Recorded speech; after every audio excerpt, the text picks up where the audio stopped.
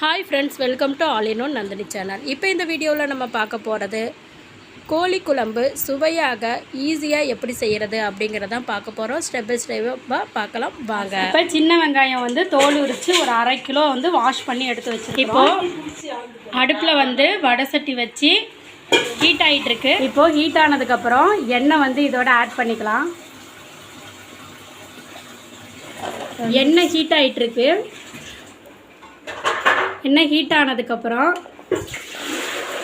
நம்ம உளிச்சு வச்சுருக்கோம் இல்லைங்களா சின்ன வெங்காயம் 1/2 கிலோ, அதை வந்து இதோட ஒன்றா கலந்துக்கலாம்.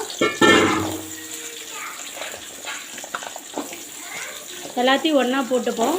2 ஸ்பூனு மிளகாத்தூள் இப்போ எல்லாம் வணக்கியாச்சு. வணக்கினதுக்கப்புறம் 2 ஸ்பூன் வந்து மிளகாத்தூள் இதோட ஒன்றா ஆட் பண்ணிக்கணும்.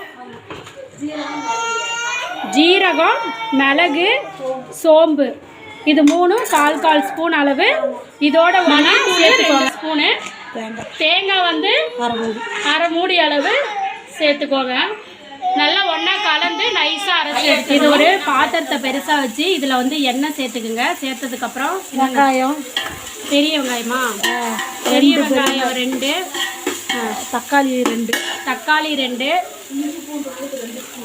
இஞ்சி பூண்டு விழுது வந்து 2 ஸ்பூனு, கருவேப்பிலை ஒரு கொத்து, பட்டை கிராம்பு சேர்த்துட்டு இது வந்து இப்போது நாட்டுக்கோழி வந்து 2 கிலோ வந்து ஆட் பண்ணியாச்சு. இதை இதோட நல்லா வந்து வதக்கணும்.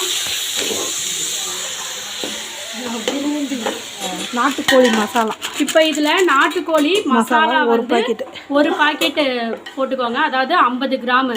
ஆமாம், இதை போட்டு நல்லா ஒன்றா இந்த மாதிரி பரட்டி விட்டுருங்க.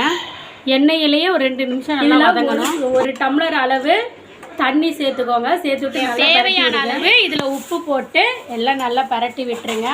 இந்த இதுலேயே அப்படியே வந்து கறி வந்து வேகட்டும். இப்போ அரைச்சி வச்சோம் பார்த்தீங்களா அந்த வெங்காயம் இதெல்லாமே, அதை வந்து இப்போ இதோட வந்து ஆட் பண்ணிக்கிறோம். இந்த எல்லாத்தையுமே ஒன்றா கலந்து விடணும். இப்போ இதில் தேவையான அளவு தண்ணி ஊற்றிக்கிங்க. உங்களுக்கு குழம்பு எவ்வளோ தேவைப்படுதோ அந்த அளவுக்கு தண்ணி ஊற்றி தேவையான அளவு உப்பு காரம் பார்த்துக்கோங்க. பார்த்துட்டு இதை அப்படியே விட்டுருங்க. இது நல்லா கொதி வரணும்.